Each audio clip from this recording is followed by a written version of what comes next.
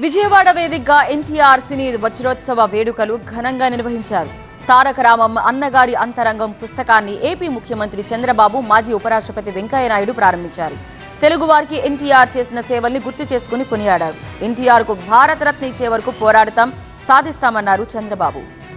ఎన్టీఆర్ సినీ వజ్రోత్సవ వేడుకలు విజయవాడలో ఘనంగా జరిగాయి. ఎన్టీఆర్ తొలి సినిమా మనదేశం విడుదలై 75 సంవత్సరాలు పూర్తి అయిన సందర్భంగా ఆయన సినీ నట వజ్రోత్సవాల్ని ఘనంగా నిర్వహించారు. వేడుకలో తారక రామం అన్నగారి అంతరంగం పుస్తకాన్ని ఆవిష్కరించారు. ఎన్టీఆర్ లిటరేచర్ కమిటీ ఆధ్వర్యంలో విజయవాడలోని పోరంకి మురళి రిసార్ట్స్లో అంగరంగ వైభవంగా నిర్వహించిన ఈ వేడుకకు ముఖ్య అతిథులుగా ఏపీ సీఎం చంద్రబాబు, మాజీ ఉపరాష్ట్రపతి వెంకయ్యనాయుడు, పలువురు ప్రముఖులు హాజరయ్యారు. తారక రామం అన్నగారి అంతరంగం పుస్తకాన్ని ముఖ్యమంత్రి చంద్రబాబు, మాజీ ఉపరాష్ట్రపతి వెంకయ్యనాయుడు చేతుల మీదుగా ఆవిష్కరించారు.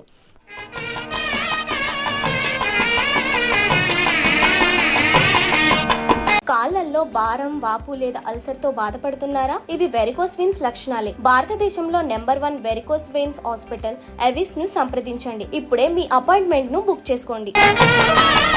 ఎన్టీఆర్ సినీ జీవిత ప్రస్థానంలోని వివిధ ఘట్టాలు, ఇంటర్వ్యూల్లో ఆయన చెప్పిన విశేషాలు, నటుడిగా, దర్శకుడిగా, నిర్మాతగా భిన్న పాత్రల్ని సమర్థంగా నిర్వహించిన తీరుపై ఆయనతో పనిచేసిన ప్రముఖ దర్శకులు, నిర్మాతలు, నటులు, పాత్రికేయులు, రచయితలు వెల్లడించిన అంశాల సమాహారంగా ఈ పుస్తకాన్ని తీర్చిదిద్దారు.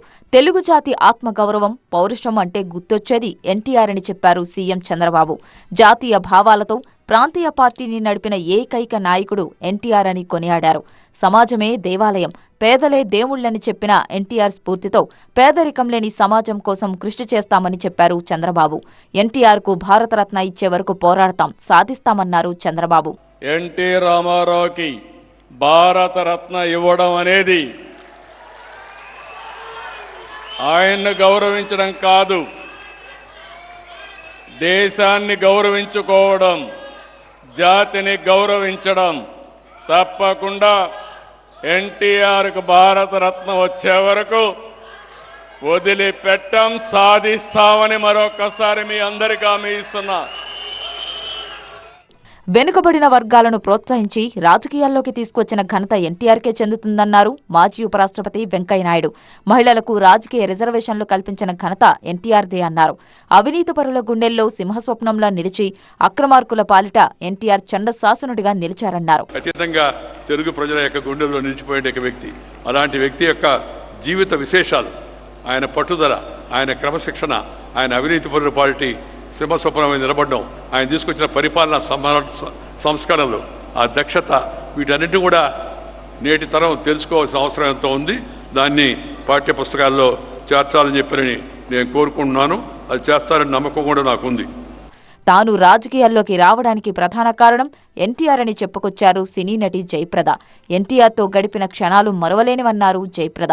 చిన్నప్పుడు అభిమానిగా, కొంచెం పెద్దదాన్ని అయిన తర్వాత కథానాయికగా, ఆ తర్వాత ఎన్టీఆర్ గారి నాయకత్వంలో తెలుగుదేశం పార్టీలో ఒక సేవకురాలిగా నేను నా జీవితాన్ని రాజకీయ అరంగేట్రం చేయించడానికి కారణం ఎన్టీఆర్. ఏడాది పాటు 100 దేశాల్లో ఎన్టీఆర్ శత జయంతి వేడుకలు నిర్వహించామని చెప్పారు టీడీపీ సీనియర్ నేత టీడీ జనార్దన్.